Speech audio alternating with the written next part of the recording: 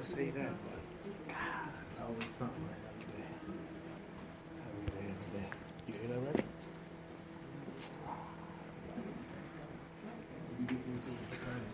Okay, so that's one. Getting in the mindset where we are distinguishing between what is Islam and what is culture. That's one. Okay?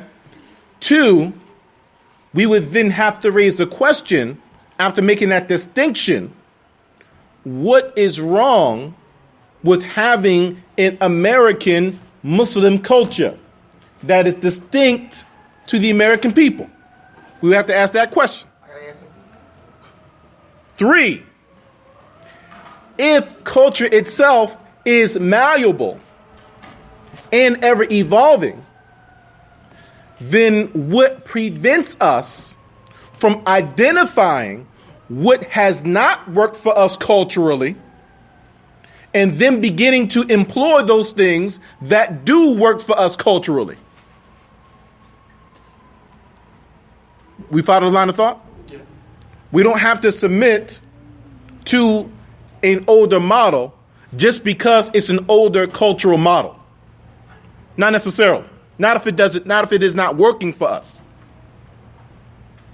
And when it comes to the cultural areas of marriage, there are many things culturally that have not worked for us. We need to give examples, or we on the same page? We on the same page? So long as, just as Sister Islah is saying, now you want examples, huh? Okay. So culturally, the brother who targets the sister who's on Section 8 with $50 a month rent to marry her, that hasn't worked. Am I lying? That hasn't worked. What has that produced? What is it produced? It's produced many divorces, many broken homes. It is produced children that are being raised without a father by single mothers. That's what that's produced. Or men in general marrying before they're actually prepared to marry. Women marrying before they're prepared to marry, and not having the proper backing of their families or communities if they themselves are not prepared to marry. That's been happening. What has that produced? We're several generations in now. What has it really produced? Right? So we have to ask those questions. If that is not working, then why not begin to look at things that do work? But you could argue that that culture does not exist in the R.E.D.A Muhammad community or in the Nation of Islam community. Okay, cool, no problem. So now if we're going to argue that doesn't exist, let's say, as you said, in the R.E.D.A Muhammad community or in the Nation of Islam community, debatable there. But okay, no problem. Generalizing, right? Just an example. Okay, no problem. Then if that is the case, why can we not look at what they are doing that is allowing them to be successful in their marriages? And then for now, bringing it closer to us, right, as a people who ascribe ourselves to the Sunnah, right, making the distinction between Aqidah and social interaction. If someone has been successful in an area that involves social interaction and it does not impede upon your Aqidah in any way and is working, why not examine it? Why not look at it? What did the Prophet ﷺ do with other cultures outside of his as he was establishing the Islamic State? What did the companions do with other cultures as they were expanding the Islamic empire? Right? They looked at what worked, they looked at what didn't, between their own, what they were doing and what others were doing, and they utilized what worked and began building on that. That's how it got to where it was. It didn't have to stay where it was at, right? For example, right? We jokingly mentioned the thobe, but was this what the Prophet ﷺ was wearing on a regular basis? No, he wasn't wearing this. So then we can't say that the thobe is sunnah, because this isn't what he was wearing. What we can say is, one, he did not change the cultural dress of his people after revelation came to him. That's the example. Not as an Arab culture, but for every people in their culture. Right? One. Two, that evolved with time into what you see us wearing now, even in the Americas. Right? Okay. So we have adopted this dress, so this has become American Muslim dress because we have adopted it as such. And you kind of imply that there's a problem with that. Huh? You kind of imply that there's an issue with that. It depends on what it is. The implications were to open in discussion, right? But you bring to mind a statement of R.E.D.A,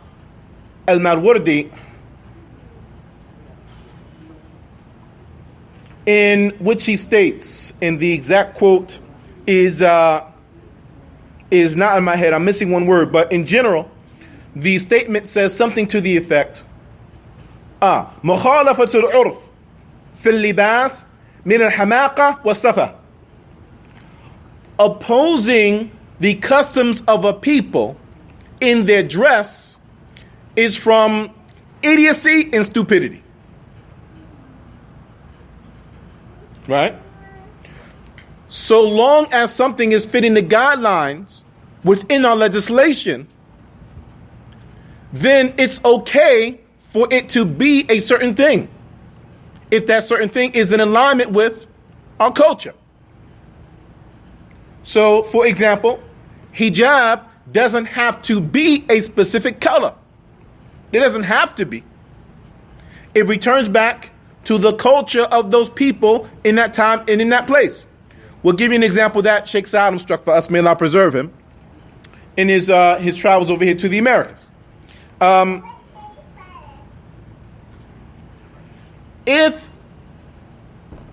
a given people, generally a given people of women, they wear all white, typically in the way that they cover, and then someone else comes as an individual and then wears all black, now if from the goals of the hijab are to cover and to turn attention away, what are people paying attention to? The one dressed in all white, or is it the one that's dressed in all black going to stand out from everyone? All black. Right. So for those people in that place, white becomes the color. In other places, it may be different colors. My question is still, okay, what is it for us here in America? But again, Go ahead. I would tend to stress this, that America is the only place in the world where this has happened.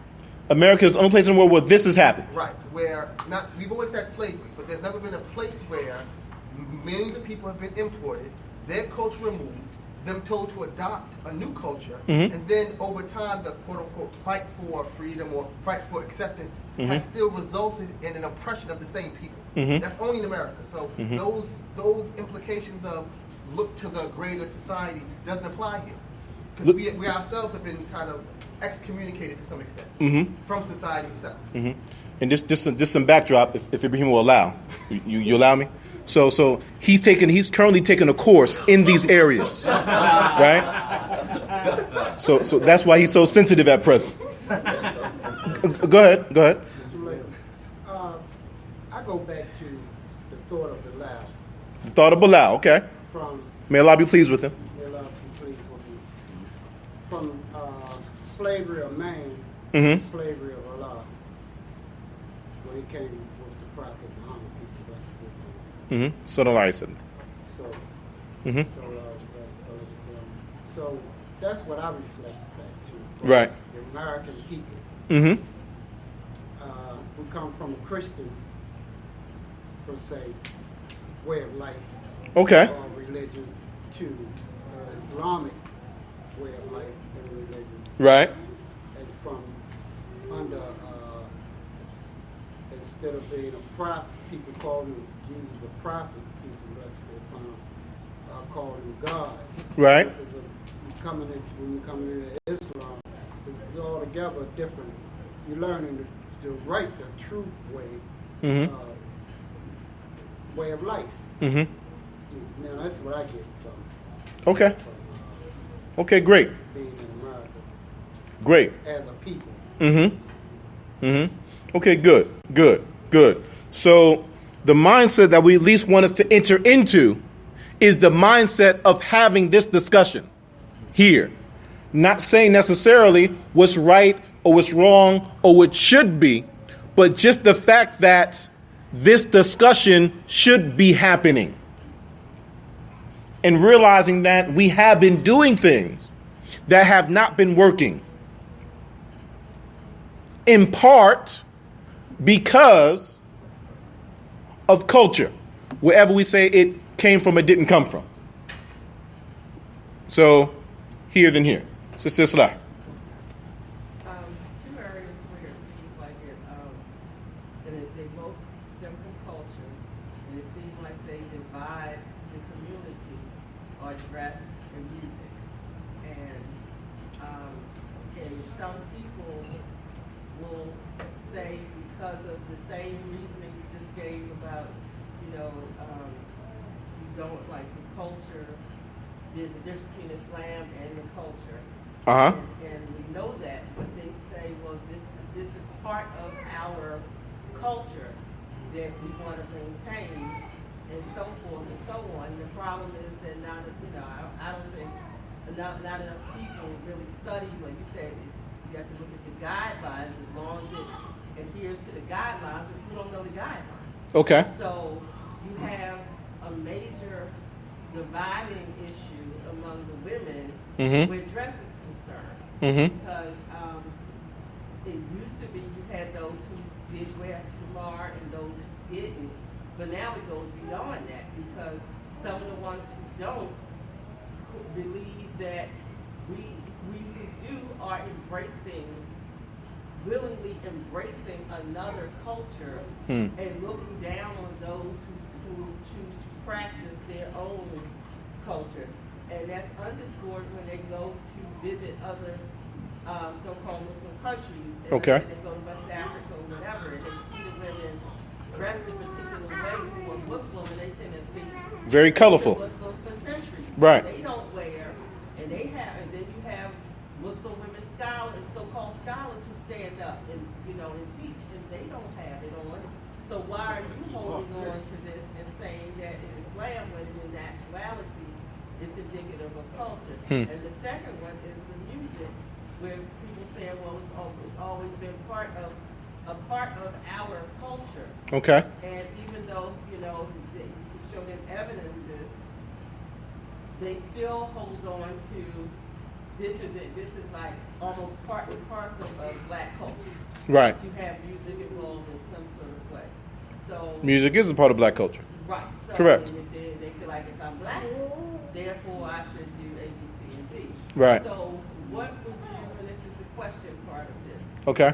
As a person who teaches and talks to women and young women especially, what advice, because giving them showing them the deal on dress and things of that nature doesn't seem to come across when they have that cultural argument in their head. Mm-hmm. Because they believe that even when I suggest that a particular, here's a statement, well, who made the statement? Well, who interpreted the statement? Well, that interpretation is culturally based. Right. per se. So how do you address that? Well,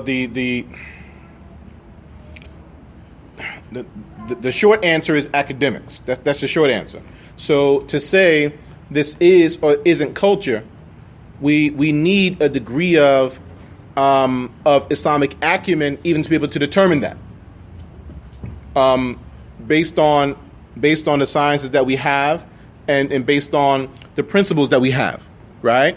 But that's one. Two,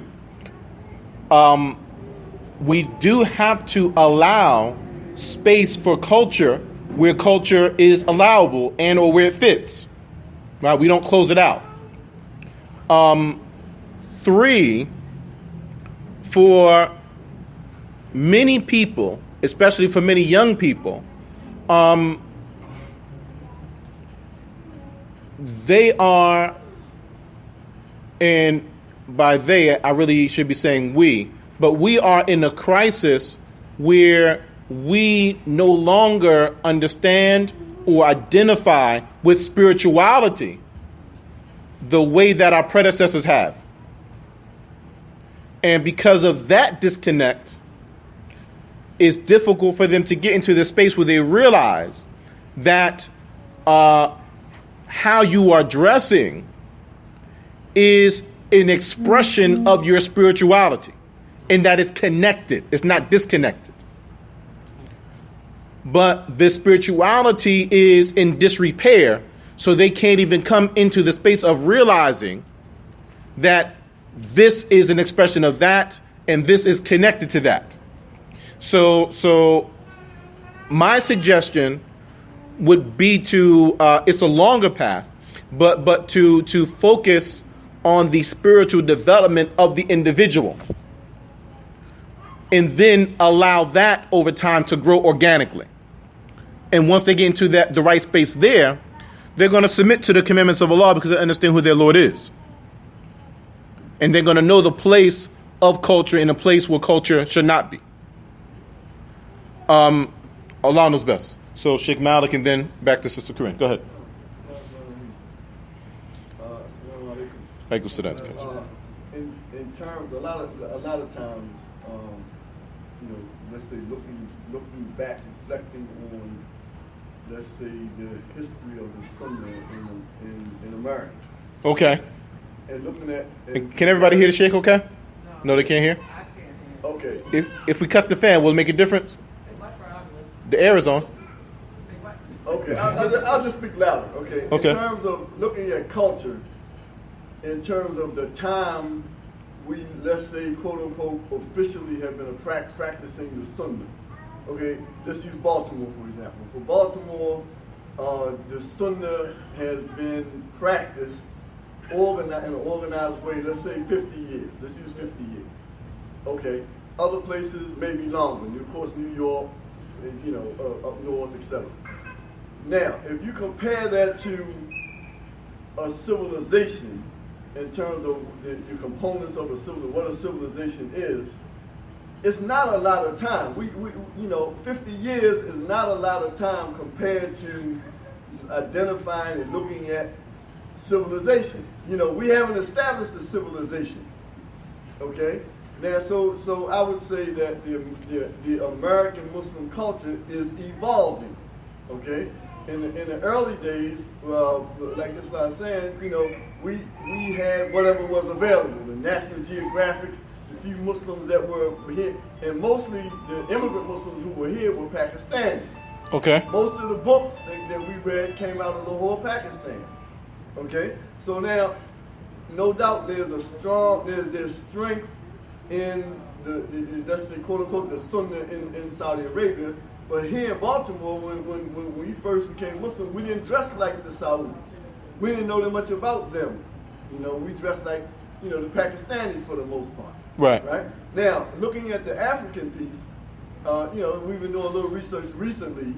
Now, some of the young folk don't know that the attempt to identify with African culture and Africa and the black movement and all of that, some of the older folk, we went through all of that hunting and searching for, and eventually wound up in Islam, having looked at the slave revolts, the African culture, and for me, it was interesting that where they selected the slaves from was from West Africa for the most part. Correct. Predominantly Muslim. Correct. You know, so but now this is a resurgence among the young folk. Now, and a lot of times they don't know our story in terms like we looked at, because we lived the protest movement. You know, we looked at the African culture, back to Africa. As a matter of fact, the main African proponent of this African thought and ideology was this guy called Ben Buchanan, Dr. Ben, you know. Right. And his thing was, well, the Arabs enslaved the Africans, the Arab slave trade, and dominated them. Right. Not to mention, he never mentions the fact that in order for the slave catchers to get into the interior of Africa, they had to be led there by other Africans. And other Africans enslaved other Africans. So what I'm saying is, in terms of the compendium, and I wasn't going to use that word, in terms of the compendium of time of a culture, we're in the infancy, and it's developing. Who knows? Oh, and a lot of you all don't know this, but 25 years ago, that when Khomeini had taken over Iran, come back to Iran, a lot of Sunni Muslims were adopting Shia culture here in Baltimore. A lot of them even went so far as to go to Iran. I don't know whether you don't know that. It was more prevalent in D.C., but so what happens is cultural identity, cultural aspirations come and go. It just so happens that now it seems that we adopt some of the Saudi or the Khaliji dress or whatever. That may change. If Egypt, for instance, becomes more stronger than Saudi Arabia, for instance, right now, or more popular, people will be wild. So we're still searching for our cultural identities, and and I agree with you. We're free to adopt whatever fits. As long as it's within the bounds of the Sunnah. Right. So I don't think that somebody should look disparagingly one way, or or someone that let's say if I want to adopt the culture of Cameroon or the culture of Senegal, etc. So I think it's still we're still in infant stages. Right. It's not like it's a finite thing. Okay, it's over and done. It's developing. Who knows what it? 200 years from now, Allahu Alam, who knows what the Muslims will be wearing in America? We don't know. Right. But I don't think one is preponderant over the other in terms of it just so happens that right now what's in vogue is the Arab, Saudi, Khaliji kind of dress. Okay. That could change. Once we find do the DNA or whatever, we find out that most of us are Nigeria/Congo folk. That's where we can. So we want to go back and find our roots. That's where we come from. Right. Come on, Sean. Jihad, it was Well, good. I just was thinking about the concept of marriage, and culture, and I think one of the things that the sisters struggle with, maybe they're aware of it or maybe they're not, is culturally, at least in my family, the women are very dominant, and so apparently this is not a unique experience, but no. Culturally, the women and even my father, who had the opportunity to travel with me in the company of other Muslims, he was so moved by the presence of the brothers. My father's not Muslim. Okay. Because even in his family and my mother's family, the women dominate. And we know that there are legacies for that. Why the women have been empowered and the men have, not been. But culturally, I think when we're trying to think about in the context of marriage, because that's what we're talking about, I don't know that many of us can have an example to look to. What does an American Islamic marriage look like? Let alone dress. So, we're trying to look to see examples of what is that household supposed to look like? What is the educational system supposed to look like? All of these things are part of, building the family and maintaining the family. We don't really have a lot of examples. And so Good. we are kind of borrowing from things that that kind of resonate with us. Mhm. But I agree that we will at some point have to address the issue of what is our paradigm? What is this that we're creating for our own communities that, inshallah, is sustainable? Because I think that's the point that you're getting at. It's Right. not, it's not a fad thing. For 5 years we're trying this, another 5 years we're trying that, and meanwhile people are dropping out, like flies. But I think for a lot of us, we don't really have that example, particularly when it comes to marriage. Right. And so we're grasping. Mhm. That's one thing. Right. So if the question becomes, as you're saying, what is the American Muslim marriage, and we don't have a definitive answer, then that brings us right back to the discussion of culture creation. Go ahead. I just wanted to allude to the fact that you said that the more religiosity that an individual has, the closer that they are to spirituality, Yes.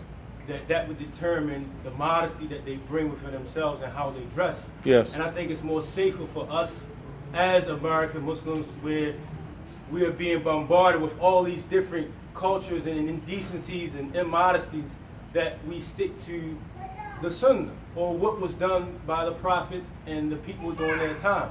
And I know a person may look at it as if that's Arab, but this is the Prophet, sallallahu alaihi wasallam, and Sallallahu the alaihi women during their time. So even when women wear black, they may hear that the women during the time of the Prophet wore black. So is that a bad thing? No.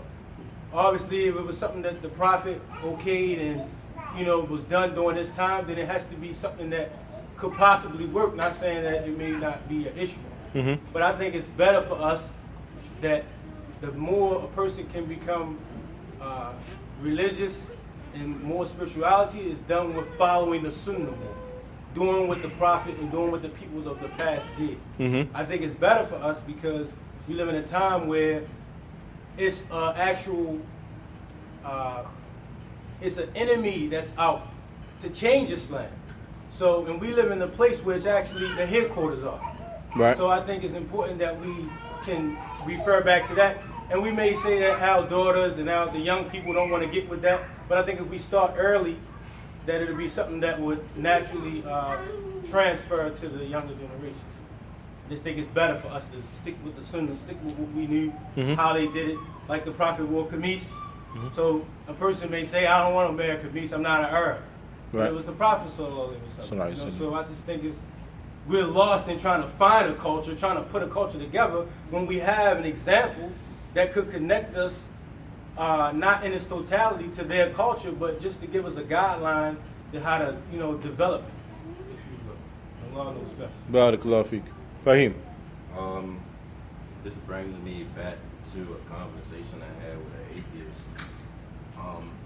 He believes that no black man could be a Muslim because we're black and we're not Arab. I said, They can't hear you. So thus far, he's saying that he had a conversation with an atheist, and in the discussion with the atheist concluded that no black person can be a Muslim. Go ahead. and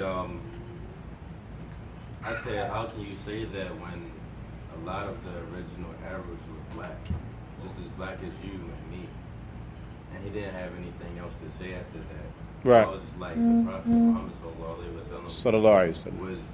had dark skin too. Uh-huh. But we don't know if his skin was just as dark as ours. Mm-hmm.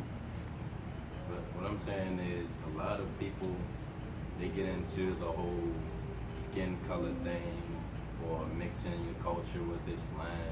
Right. Stuff like that. But like you said, academics, a lot of people don't have. Mm-hmm. When it comes to providing dalil, it's like no show. Mm-hmm. So Okay, so we'll pause the discussion here.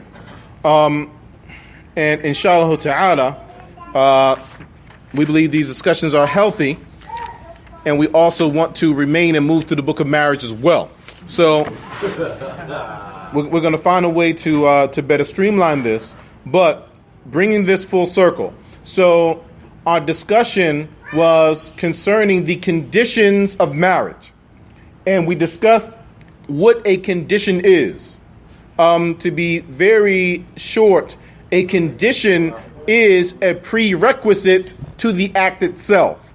And if the prerequisite does not exist, then the act is not valid. And we were discussing what those things are as it relates to marriage. What are the conditions of a marriage?